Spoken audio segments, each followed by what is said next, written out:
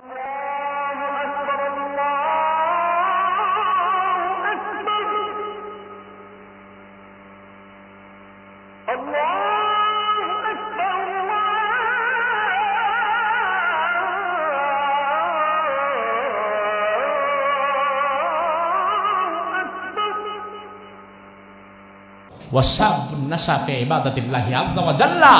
যুবক যে যুবকের যৌবনটা কাটে আল্লাহর ইবাদতে। কিসে কিসে? আর আমাদের যুবকের যৌবন কাটে ফেসবুকে, ইউটিউবের রিলস দেখতে দেখতে। আমাদের যুবকের যৌবন কাটে গার্লফ্রেন্ডের পেছনে দৌড়াইতে দৌড়াইতে। তুমি টিকটকার কেন হবা? তুমি তো হবা ওসমান হাদি।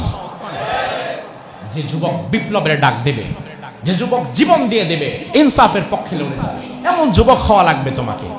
আর সারা রাত কেটে যায় তোমার ফেসবুকে, সারা দিন চলে যায় তোমার রিলস দেখতে দেখতে। এ জাতির জন্য তোমার কন্ট্রিবিউশন কি? তুমি তো সত্যিকার অর্থে এ জাতির বোঝা হওয়া ছাড়া কিচ্ছু না। বিন্দু মাত্র কন্ট্রিবিউশন তোমার এই জাতির জন্য নাই। তুমি মনে করবা হুজুর আমি গরিব শরীফ মানুষ, গ্রামে গঞ্জে জন্ম, আমি আর এই জাতির জন্য কি করব? তোমার জন্ম কোথায়, পড়াশোনা কোথায়, তুমি গরিব না ধনী, তোমার চেহারা সুন্দর না ভালো, তোমার চেহারা ধলা না কালো, হাইটে তুমি কতটুকু, এইগুলার ভিত্তিতে কোনোদিন তোমার ফিউচার দাঁড়াবে না। ফিউচার দাঁড়াবে তোমার চিন্তা শক্তির ভিত্তিতে, তোমার চিন্তার বড়ত্বের ভিত্তিতে। আজ আমাদের যুবকেরা নিজেদেরকে চেনেই না, নিজেদের শক্তি সম্পর্কে তাদের কোনো ধারণাই নাই। এই যুবকগুলা হয়ে গেছে হাতির মতো, বিশাল হাতি, শক্তিশালী। ওই হাতির উপর একটা মাউত বসে থাকে। হাতির শক্তি বেশি না মাউতের শক্তি বেশি? কয় মাউতের শক্তি বেশি। মাউত আরো বড় হাতি। ওই হাতি যদি খালি একটা মোরান দেয়, এমন হাজারো মাউতকে সে পায়ের নিচে পিষে ফেলার মতো ক্ষমতা তার আছে না নাই? কিন্তু আপনি দেখবেন মাঝে মাঝে রাস্তায় বের হয় 8-10 বছরের পিউসকা পোলাপান, হাতির মাথায় বৈশা এমন এমন জায়গায় নাড়া দেয়, সিগন্যাল দেয়, হাতি তার কথা ফলো করে কাজ করে। তার কারণ কি? তার কারণ হাতির কান এত বড়, ওই কানের ঠেলায় হাতি নিজে কোনোদিন নিজেরে দেখে নাই। হাতি বুঝে না যে আমি আসলে হাতি, আমার যে কত শক্তি আর আমার দেহর যে কত বড়, এটা হাতি স্বাভাবিক অবস্থায় বুঝে না। তার কানের কারণে সে দেখে না, তার নিজেকে ঢাকা পড়ে গেছে তার কানের কারণে। হাতি যদি কোনোদিন দেখতো আমার সাইজ এত বড় আর তোর সাইজের দূর, আর তুই আমার মাথার উপরে বসে আমার কান ধরস, একদম পায়ের নিচে ভিজে ফেলত। আমাদের যুব সমাজ ওই হাতির মতো হয়ে গেছে। এই যুব সমাজকে নোংরা রাজনীতি আর মাদক দ্রব্য দিয়ে ওই হাতির কানের মতো তাদের বিবেকের উপরে একটা পর্দা ফেলে দেওয়া হয়েছে। এই যুবকেরা নিজেদের ইমানি শক্তি সম্পর্কে জানে না, নিজেদের যৌবনের শক্তি সম্পর্কে জানে না। না জানার কারণে যে যুবকের হওয়ার কথা ছিল ওসমান হাদি, যে যুবকের হওয়ার কথা ছিল মোহাম্মদ বিন কাসিম, যে যুবকের হওয়ার কথা ছিল খালিদ বিন ওয়ালিদ, ওই যুবক এখন সস্তা 2 টাকার টিকটকার হয়ে গেছে। অনেকে আমাদেরকে বলে হুজুর আপনারা যে ইসলামী রাষ্ট্রের কথা বলেন, যে ইসলাম ছাড়া নাকি শান্তি হবে না। কই?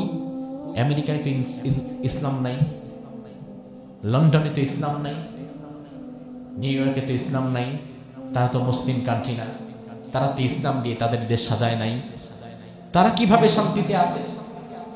তারা শান্তিতে আছে তার কারণ ইসলামের চমৎকার সৌন্দর্যপূর্ণ যে দিক ইনসাফ, তারা ইসলাম নেয় নাই, তবে ইনসাফটা ঠিকই নিয়ে নিয়েছে। আর আমরা ইসলামের টুপি দাড়ি লম্বা জামাগুলোই শুধু নিয়েছি, ইনসাফ নিতে পারি নাই। ইনসাফ যদি ঠিক থাকে, ন্যায় বিচার যদি ঠিক থাকে, তাহলে সমাজের মধ্যে কেউ 5 তলায় থাকবে আর কেউ না খেতে পেরে গাছতলায় ঘুমাবে। এটা ইনসাফ না। ইনসাফ যদি প্রতিষ্ঠা হয়, প্রত্যেক মানুষ ইনসাফের আওতায় তার ন্যায্য অধিকার পাবে, যেমনটি প্রতিষ্ঠা করেছিলেন মুহাম্মদ সাল্লাল্লাহু আলাইহি ওয়াসাল্লাম।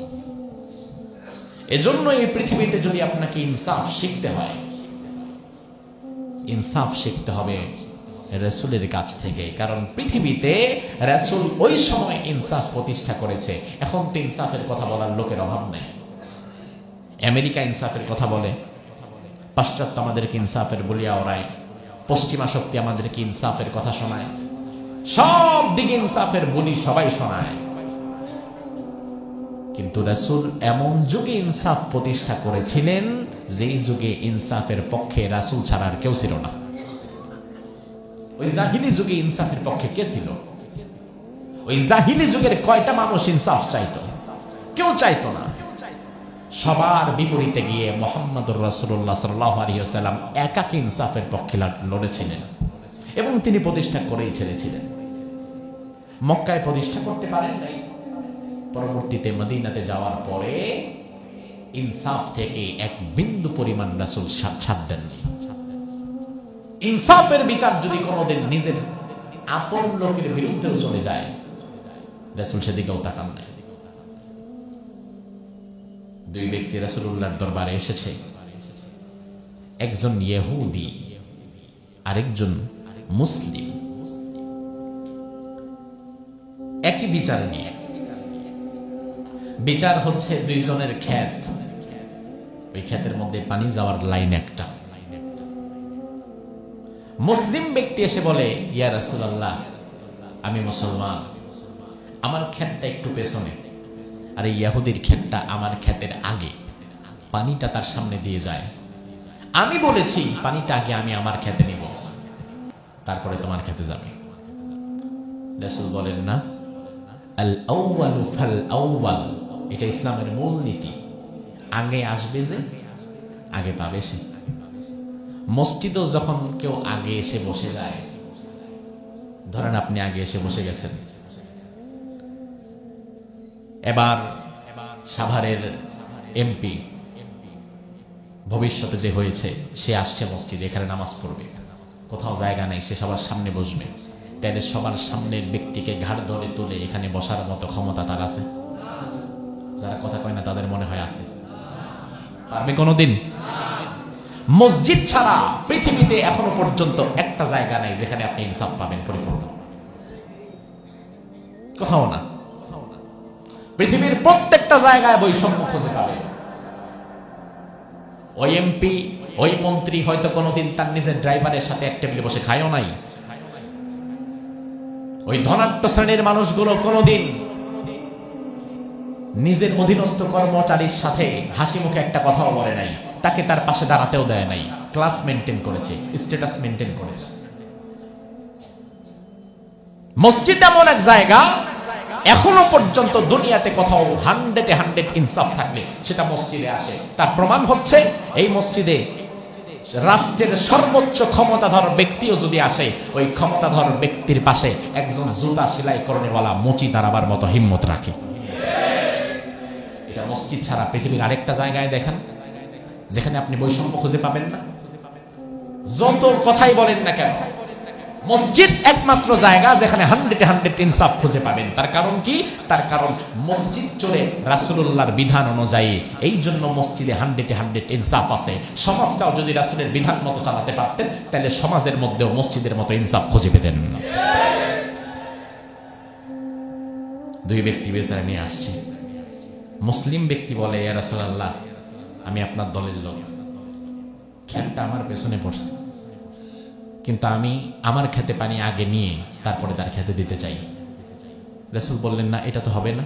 আল আউয়ালু ফাল আউয়াল, যে আগে যার হক সে আগে পাবে, তুমি তারপরে নাও।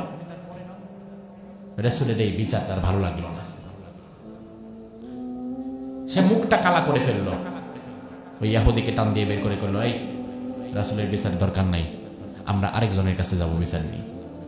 ইহুদি বলল, সমস্যা নেই ভাই, আসেন যাই, আপনারা এলাকার মেজরিটি, এখন আমি ইহুদি আপনাদের মধ্যে বিপদে পড়ছি, আপনারা চারপাশে মুসলিম, আমি কি করব? চলেন, কার কাছে যাবেন? আবু বকর সিদ্দিকের কাছে চলে গেছে। আবু বকরের কাছে গিয়ে বলা হলো, আমরা একটা বিচার নিয়ে আসছি, এটাকে একটু রিওপেন করতে হবে। একবার করা হয়েছে, ভালো লাগে নাই, দ্বিতীয়বার আবার করতে চাই। আবু বকর সিদ্দিক বললেন, সমস্যা নাই, ভালো নাই লাগতে পারে, আমি আমার জ্ঞান থেকে বিচার করে দেব। তবে কথা হচ্ছে, আগের বার বিচারটা কে করছিলেন এটাও তো জানার দরকার আছে না? নাই? আপনি আপনার সন্তানকে নিয়ে কেজিতে, প্লেতে, নার্সারিতে ভর্তি করবেন, যে কোনো স্কুলে নিয়ে ভর্তি করায় দিতে পারেন, সমস্যা নাই। কর্তৃপক্ষ জিজ্ঞেস করবেন আগে কোথায় পড়ছে, তার কারণ এমন ক্লাসে আনছেন যার আগে কোনো ক্লাস নাই। কিন্তু যদি আপনি ক্লাস 3 পর্যন্ত এক জায়গায় পড়ায়া 4-এ আরেক জায়গায় ভর্তি করেন, তাহলে ডেফিনেটলি জিজ্ঞেস করবে 3 পর্যন্ত কোথায় পড়ছে। তাহলে আমি যদি প্রথম বিচার করতাম তাহলে তো সমস্যা ছিল না, কিন্তু আমি যেহেতু দ্বিতীয় বিচার করছি, তাহলে বোঝা গেছে প্রথম বিচার আরেকজন করছেন। তাহলে উনি কে?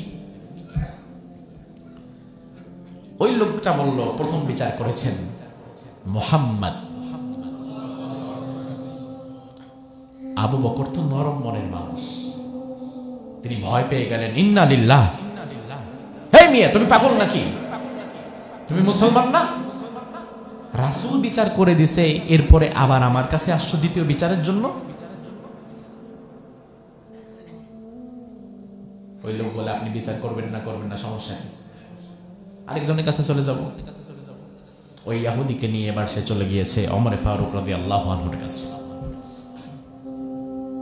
গিয়ে বলল যে আমরা দুইজন একটা সমস্যা নিয়ে এসেছি, একটা বিচার রিওপেন করতে হবে।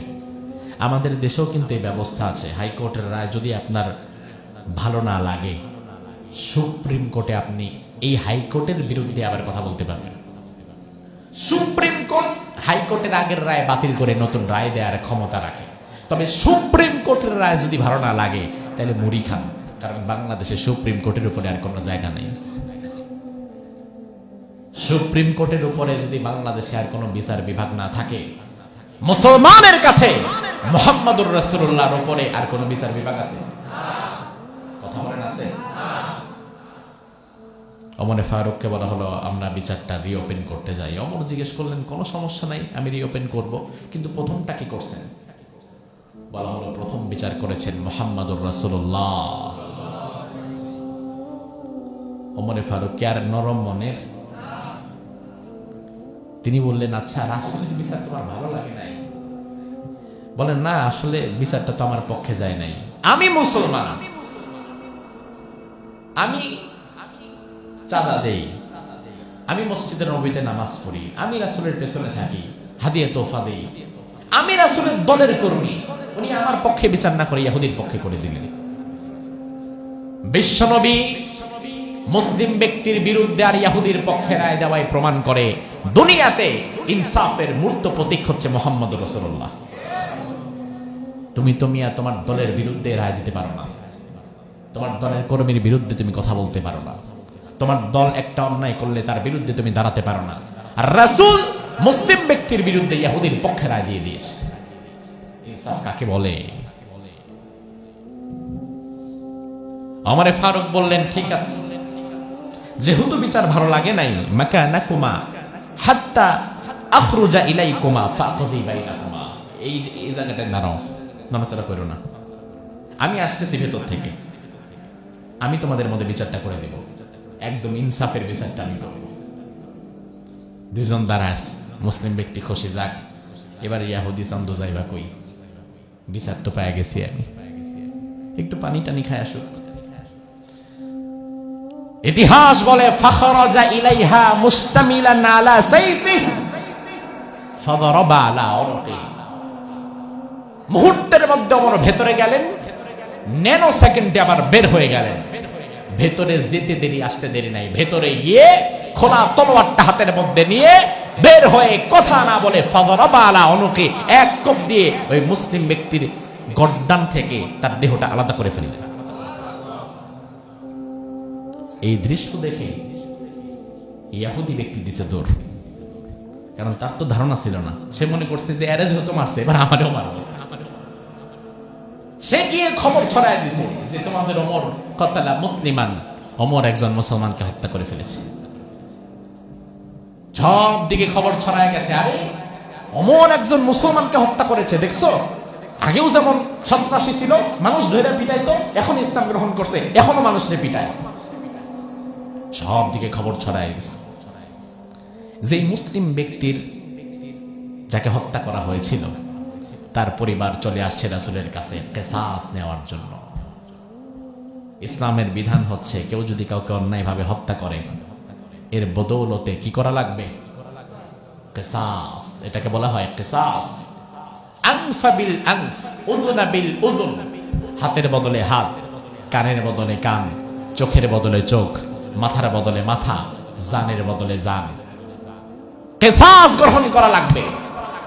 তুমি আরেকজনকে যে শক্তিতে আঘাত করবা, এটা মাথায় রেখে করবা, ওই আঘাতটা আবার আমি খাইতে পারবো কিনা, অতটুকু আমি নিতে পারবো কিনা। যদি মনে করো পারবো, তাইলে ওই শক্তিতে মাইরো, এর চেয়ে বেশি মাইরো না। আরেকজনকে বুকে গুলি করার সময়, আরেকজনের মাথায় গুলি করার সময় তুমি ভাববা, এভাবে মাথায় একটা গুলি করলে আমি নিতে পারবো কিনা। যদি মনে করো পারবো, সমস্যা নাই, তাহলে তুমি গুলি করো। আর যদি মনে করো না, তাহলে তুমি ওই পথে যেও না। কোরআনে আল্লাহ বলেন, ওয়ালাকুম ফিল কিসাসি হায়াহ, কিসাসের মধ্যে আমি জীবন দিয়েছি। অথচ আমরা দেখি কিসাসের মধ্যে তো মরণ। আপনি একজনকে মারলেন, বিনিময়ে আপনাকে ওইভাবে হত্যা করা হবে, তাহলে তো দুজনই মরে গেল।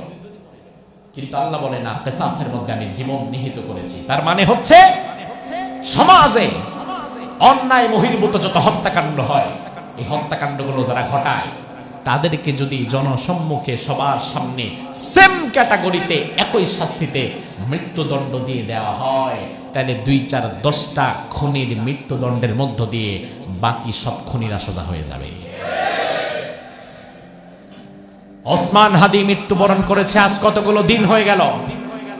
ওসমান হাদি আপনাদের কাছে চাইছেটা কি? চাইছে? কিচ্ছু চায় নাই, শুধুমাত্র চাইছে, ভাই আমি যদি আধিপত্যবাদের বিরুদ্ধে কথা বলতে বলতে, ইনসাফের পক্ষে লড়তে লড়তে মরে যাই, কোনো সমস্যা নাই, আমার একটাই চাওয়া, আমার মৃত্যুর পরে আপনারা ওই হত্যাকারী খুনিকে ধরে বিচার করিয়েন, ইনসাফ করে দিয়েন। এই ইনসাফ যদি করতে না পারেন, ভবিষ্যতে আর একটা ওসমান হাদি আপনারা পাবেন না। এর চেয়ে বেশি কিছু চাই নাই। আজ অথর্ব উপদেষ্টাগুলো আজ এত দিন হয়ে যাচ্ছে, বিচার করা তো দূরের কথা, বিচার কবে করবে না করবে এটাও ঠিক মতো মুখে উচ্চারণ করতে পারবে। এমন অথর্ব লুজার কিছু আমরা বসায় রাখছি আমাদের মাথার উপরে।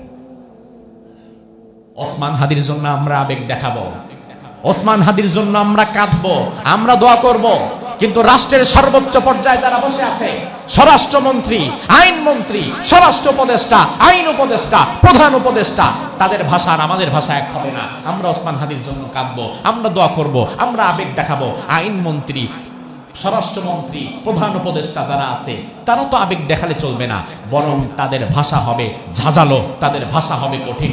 তারা উইথিন 24 আওয়ার্স, 24 ঘন্টার মধ্যে আসামি যদি মাটির তলায় ঢোকে, ওই আসামিকে বের করার মতো শক্ত কথা তাদের বলতে হবে। এখন আমরাও আবেগ দেখাই, ওনারাও আবেগ দেখায়, সবার আবেগ চলে না। আপনাকে তো আল্লাহ তাআলা ওই জায়গায় বসাইছেন, আপনি কেন পারেন না? আর না পারলে দায়িত্ব কেন ছাড়েন না?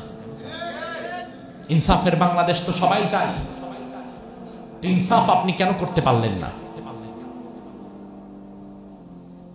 এই জন্য ইনসাফ গুরুত্বপূর্ণ একটা বিষয়।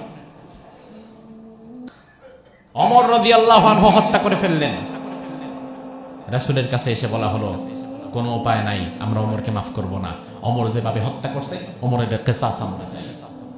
আল্লাহর হাবিব বললেন, লা আযুন্নু আন্না ওমর কাতালা মুসলিমান, আমি তো ভাবতেই পারলাম না আমার ওমর একজন মুসলমানকে হত্যা করবে, এটা তো আমি ভাবতেই পারছি না। ওমর কাজটা করলো কি? আল্লাহর হাবিব ওমরে ফারুক রাদিয়াল্লাহু আনহুকে কিসাসের জন্য প্রস্তুতি হতে বললেন। ওমর রাদিয়াল্লাহু আনহু বিশ্বনবীর কথার উপরে কথা বলার মতো ক্ষমতা তার নাই। ওমর রাদিয়াল্লাহু আনহুর ক্ষেত্রে কিসাস কায়েমের ঘটনা যখন ঘটবে, এমন সময় আল্লাহ তাআলা আয়াত নাযিল করে দিলেন। রব্বুল আলামিন বলেন, নবী শুনেন, ফালা ওয়া রাব্বিকা লা ইউমিনুনা হাত্তা ইউহাক্কিমুকা ফীমা শাজারা বাইনাহুম ثم لا يجدوا في أنفسهم حرجا مما قضيت ويسلموا تسليما سبحان الله।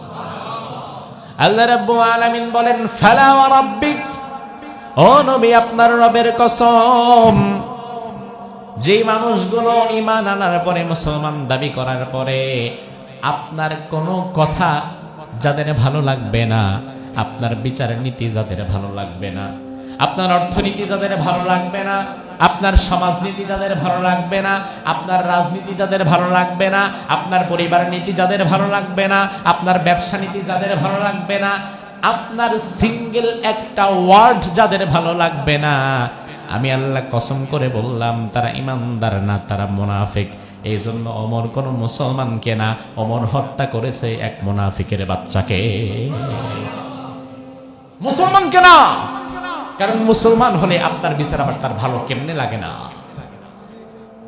মুসলমান হওয়ার পরে আপনার বিচার যেহেতু তার ভালো লাগে নাই, আপনার ইনসাফ যেহেতু তার ভালো লাগে নাই, সে তো মুসলমানের কাতারেই পড়ে না। ওমর তো কোনো মুসলমানকে হত্যাই করে নাই, আপনি কিসের কিসাস নেবেন? সুবহানাল্লাহ কইবেন না? এই হচ্ছে ইনসাফ। মুহাম্মদুর রাসূলুল্লাহ ১৫০০ বছর আগে মুসলিম ব্যক্তির বিরুদ্ধে ইহুদির পক্ষে রায় দিয়ে প্রমাণ করেছেন ইনসাফের প্রশ্নে নিজের দলের লোককেও ছাড় দেওয়া যাবে না। ১৭ বছর পর তারেক রহমান সাহেব দেশে এসেছেন। আমরা আল্লাহর দরবারে দোয়া করি আল্লাহ তাআলা যেন তার মাধ্যমে কল্যাণের ফয়সালা করে। বেশ কিছু কথা তিনি গতকাল বলেছেন।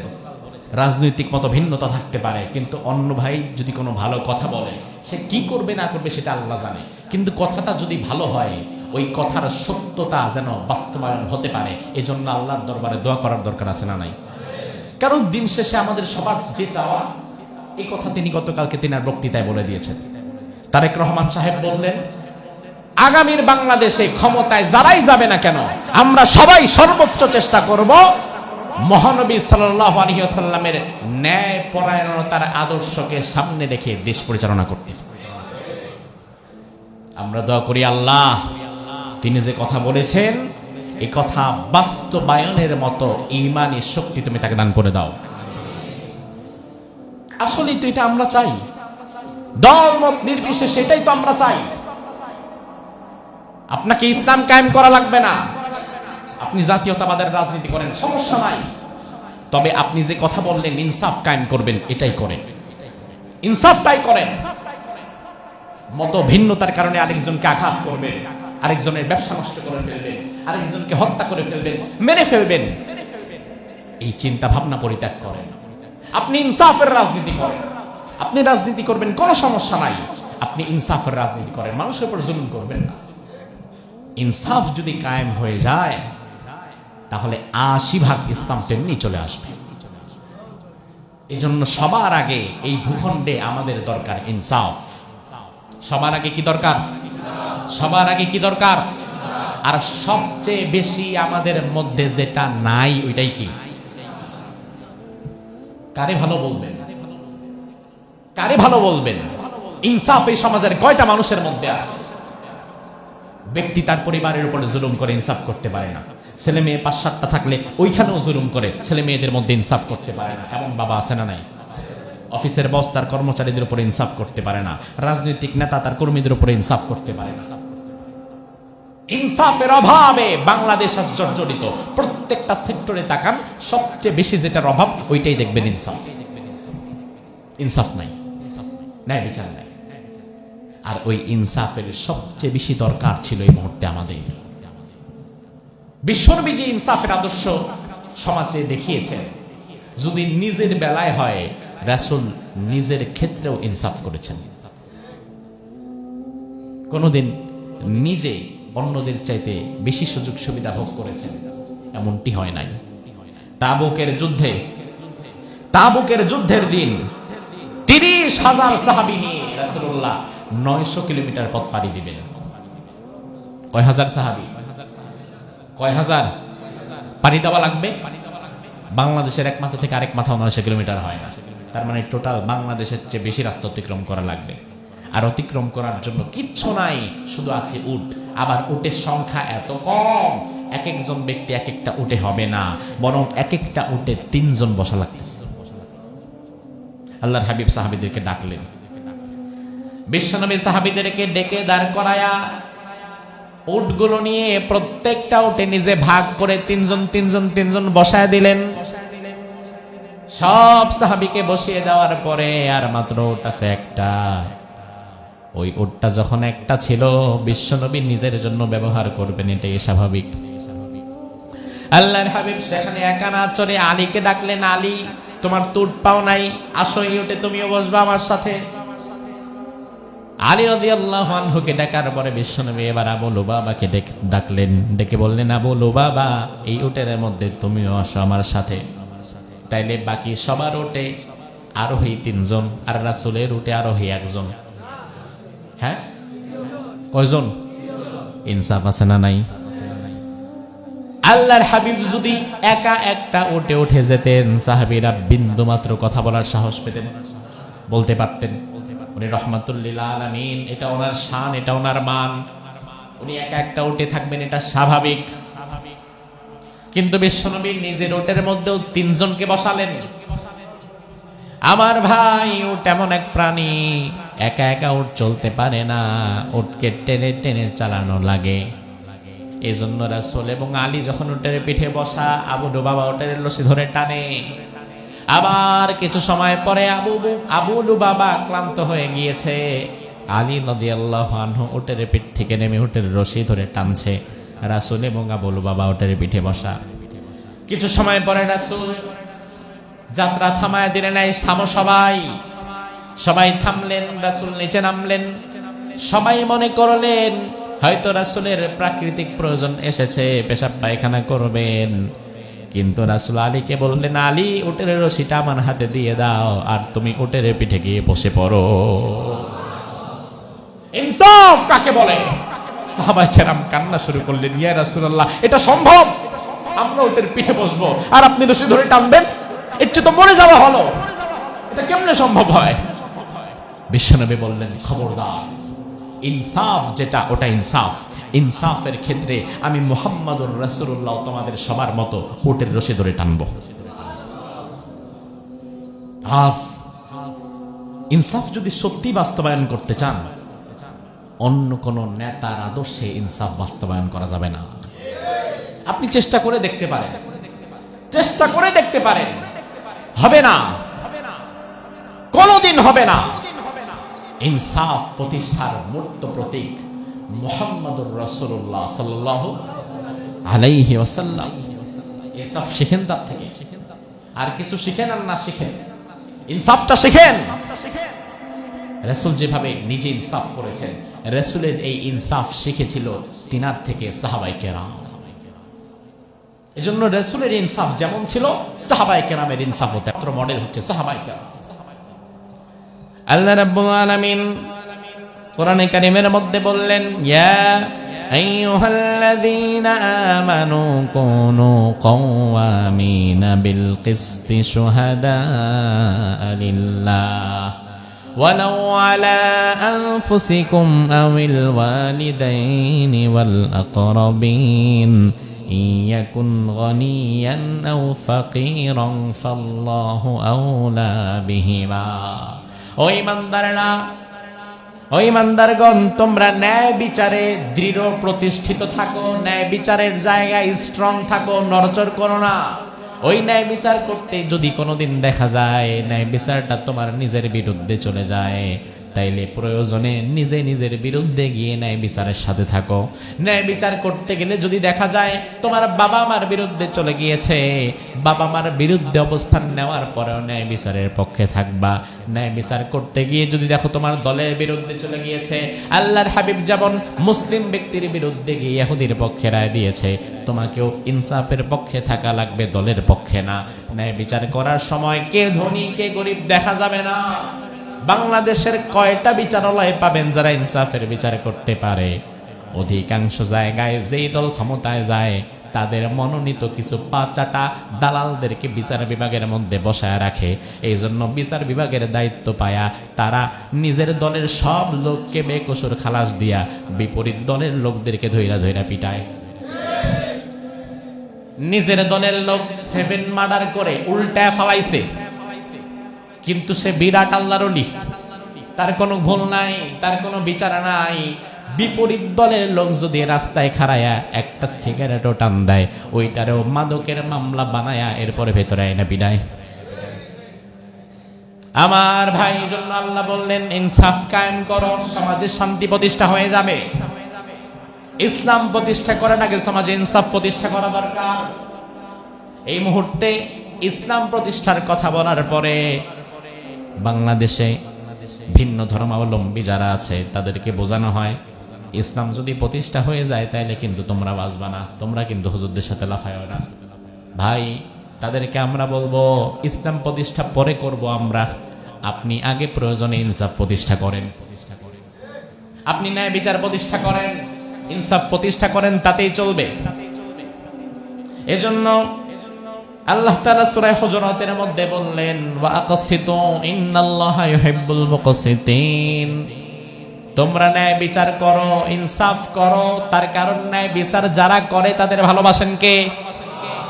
বিশ্বনবী হাদিসের মধ্যে বললেন কিয়ামতের কঠিন ময়দানে হাসরের মাঠটা যখন উত্তপ্ত গরম কড়াইয়ের মতো হয়ে যাবে, নিচে থাকবে তামার জমিন, এক বিঘত উপরে থাকবে সূর্য, মানুষজন যখন ঘেমে একাকার হয়ে যাবে, গরমে ঘামতে ঘামতে কারো ঘাম থাকবে তার গলা পর্যন্ত, কারো ঘাম থাকবে তার নাভি পর্যন্ত, মানুষেরা এসিডের পানির মধ্যে ছেড়ে দিলে যতটা না কষ্ট হয়, হাসরের মাঠের মধ্যে তার চেয়ে বেশি যন্ত্রণার কষ্ট হবে। কোনো ছায়া থাকবে না। ওই মুহূর্তে 7 শ্রেণীর মানুষকে আল্লাহ তাআলা বিশেষ মর্যাদায় আল্লাহ তাআলা তার আরশের ছায়ার নিচে ছায়া দিয়ে দিবেন। সাবাতুন ইউদিল্লুহুমুল্লাহু ফি যিল্লিহি ইয়াওমা লা যিল্লা ইল্লা যিল্লুহ, ইমামুন আদিল, শাবুন নাশা ফি ইবাদাতিল্লাহি আযজা ওয়া জাল্লা, ওয়া রাজুলুন কলবুহু মুআল্লাকুন বিল মাসাজিদ। 7 শ্রেণীর মানুষকে আল্লাহ আরশের ছায়াতলে ছায়া দিবেন।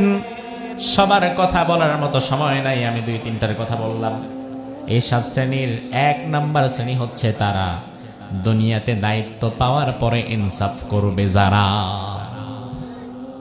ইনসাফ যারা করতে পারবে আল্লাহর আরশের ছায়ার নিচে আল্লাহ তাআলা তাদের ছায়া দিয়ে দিবেন।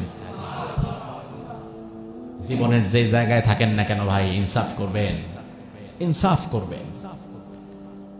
আপনি বলবেন হুজুর আমার ইনসাফের বশ না লাভ আছে, আমি তো আর বিচার করি না। আপনি আপনার পরিবারে ইনসাফ করবেন, আপনি আপনার পরিবারের বিচারক। 2 ভাইয়ের ঝগড়া লেগেছে, আপনি বড় ভাই, আপনি তাদের মধ্যে ইনসাফ করেন। বাবা মার ঝগড়া লেগেছে, ওখানে ইনসাফ করেন। এলাকা দিয়ে চায়ের দোকানে বসে চা খাচ্ছেন, বাইকের সাথে সাইকেলওয়ালা লাগাই দিছে, পড়ে গেছে। আপনি বুঝতে পারলেন যে দোষটা বাইকওয়ালার, কিন্তু বাইকওয়ালা আবার আপনার এলাকার পরিচিত ভাতিজা। আপনি চায়ের কাপটা রেখে যখন দেখলেন হট্টগোল বাজছে, আপনি আগায় গেলেন, আগায় গিয়ে একটা ছাতার মাথার বোঝ দিয়ে সাইকেলওয়ালারে ধমক দিয়ে পাঠায় দিলেন, বাইকওয়ালারে পার করে দিলেন। ওই মুহূর্তে আপনি ইনসাফ করলেন না। আপনি যদি দেখেন সাভার বাস স্ট্যান্ডে আপনাদের খতিব সাহেব ইয়াহিয়া তাকি কোন ভ্যানওয়ালার সাথে লেগে গেছে, আমার গাড়িটা একটা ভ্যানওয়ালা লাগায় দিছে। অনেক সময় লাগায় না আমাদের গাড়ি। সেদিন কুমিল্লা থেকে আসতেছি, মাহফিলে যাচ্ছিলাম কুমিল্লায়, অটোওয়ালা একটা মেরে পেছন দিয়ে ভস্কায় ফেলাইছে, ভাঙ্গা সুইয়া মিনিমাম 20,000 টাকার ক্ষতি। আমি গাড়ি থেকে নামার আগে তারে ভালো মন্দ কিছু তো বলবো, নামার আগে অটো নিয়ে আসে বিমানের গতিতে ছুটছে। যা আছে কপালে, আজকে আর দেখা সাক্ষাৎ করবো না। তো আপনি যদি দেখেন যে ওইখানে তো ধরেন আমার প্রভাব নাই, ওইখানে প্রভাব তার, সে দাঁড়াইলেও হয়তো আমি তার কিছু করতে পারতাম না, কিন্তু সাভারে যেহেতু আমার প্রভাব আছে, সাভারের মানুষ আমাকে চেনে। আপনি যদি দেখেন সাভার বাস স্ট্যান্ডে খতিব সাহেবের গাড়ি ভ্যানওয়ালার সাথে লেগে গেছে, আপনি যদি ওখানে থাকেন, আপনার প্রথম দায়িত্ব পুরা বিষয়টা জানা, ফাইন্ড আউট করা। খতিব সাহেবের গাড়ির সাথে লাগছে, কিসের জানা জানি, বেটা দোষ তুই করছস, এমন মানসিকতা থাকলে আপনি ইনসাফ করতে পারবেন।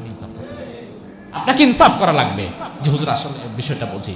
আপনি যদি দেখেন ইনসাফ করার পরে ভ্যানওয়ালার কোনো দোষ নাই, সম্পূর্ণ দোষ আমার ড্রাইভারের, সম্পূর্ণ দোষ আমার গাড়ির, ওই মুহূর্তে যদি হিম্মত না থাকে আপনি বিচার করবেন না। যদি বলেন হুজুরের সাথে আমার সম্পর্ক খারাপ করব, দরকার নাই, আপনি বিচার করা বাদ দেন। আর যদি বিচার করেনি, আপনাকে আমার বিরুদ্ধে গিয়ে হলেও ন্যায় বিচার করতে হবে, ন্যায় বিচার করতে হবে ভাই, এটা ইনসাফ।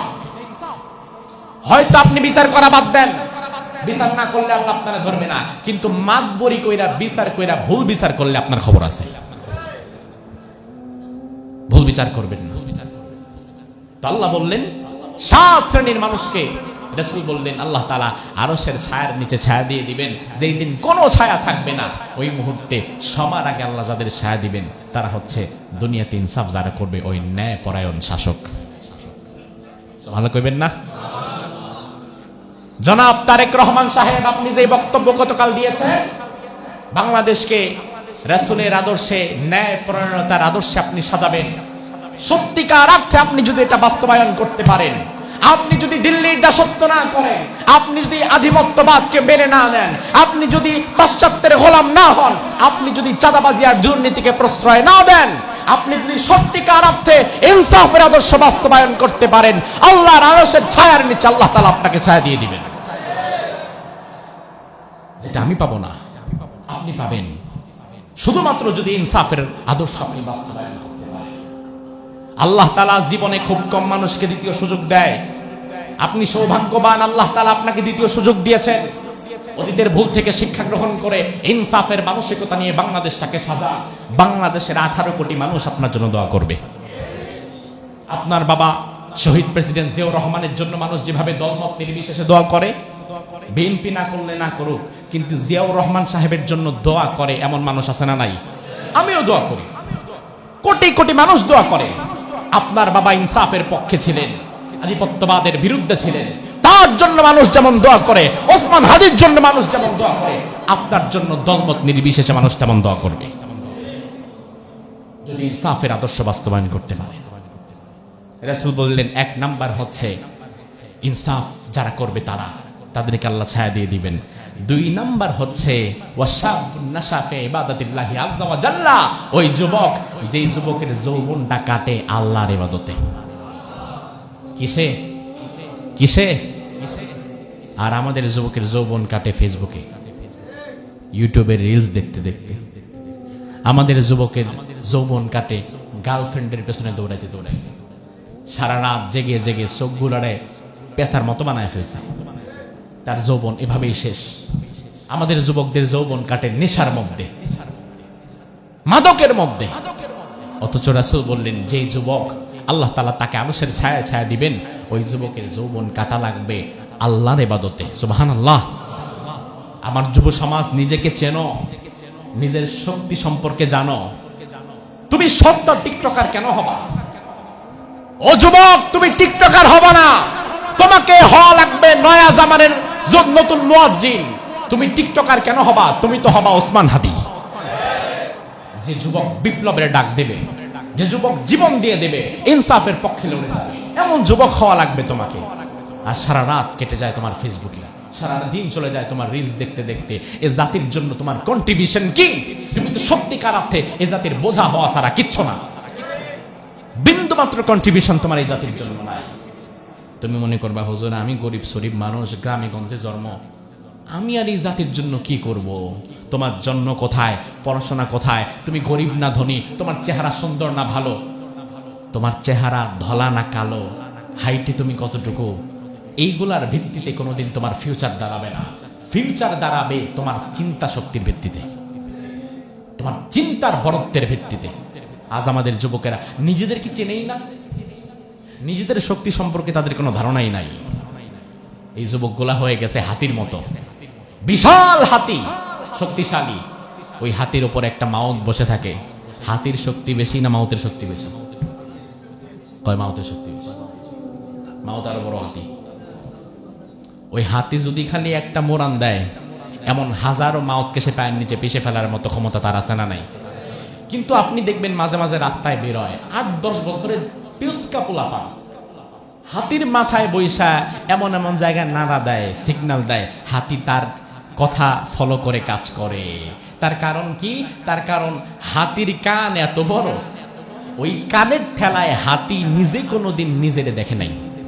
হাতি বুঝে না যে আমি আসলে হাতি, আমার যে কত শক্তি আর আমার দেহর যে কত বড়, এটা হাতি স্বাভাবিক অবস্থায় বোঝে না। তার কানের কারণে সে দেখে না, তার নিজেকে ঢাকা পড়ে গেছে তার কানের কারণে।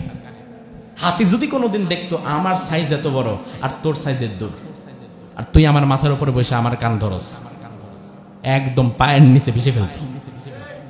আমাদের যুব সমাজ ওই হাতির মতো হয়ে গেছে। এই যুব সমাজকে নোংরা রাজনীতি আর মাদক দ্রব্য দিয়ে ওই হাতির কানের মতো তাদের বিবেকের উপরে একটা পর্দা ফেলে দেওয়া হয়েছে। এই যুবকেরা নিজেদের ইমানি শক্তি সম্পর্কে জানে না, নিজেদের যৌবনের শক্তি সম্পর্কে জানে না। না জানার কারণে যে যুবকের হওয়ার কথা ছিল ওসমান হাদি, যে যুবকের হওয়ার কথা ছিল মোহাম্মদ বিন কাসিম, যে যুবকের হওয়ার কথা ছিল খালিদ বিন ওয়ালিদ, ওই যুবক এখন সস্তা 2 টাকার টিকটকার হয়ে গেছে। হাতের কানের মতো নিজের শক্তি আর ক্ষমতা সম্পর্কে তার ধারণাই নাই। আমার ভাই, আল্লাহ বললেন ওই যুবক, যে যুবকটা তার যৌবন আল্লাহর পথে কাটাবে। এই জন্য আল্লাহ তাআলা আমাদের যুবকদেরকে তাদের যৌবনটা আল্লাহর পথে কাটাবার মতো তৌফিক দান করুক, বলি আমিন। আল্লাহ সুবহানাহু ওয়া তাআলা যে কথাগুলো বললাম, এই কথাগুলোর পক্ষে দল মত নির্বিশেষে আমাদের সকলকে ইনসাফের আদর্শ বাংলাদেশে বাস্তবায়নের জন্য কাজ করার তৌফিক দান করুক, আমরা বলি আমিন। হাদা মা ইনদি ওয়াল ইলমু ইনদাল্লাহ আলাইহি তাওয়াক্কালতু ওয়া ইলাইহি উনীব।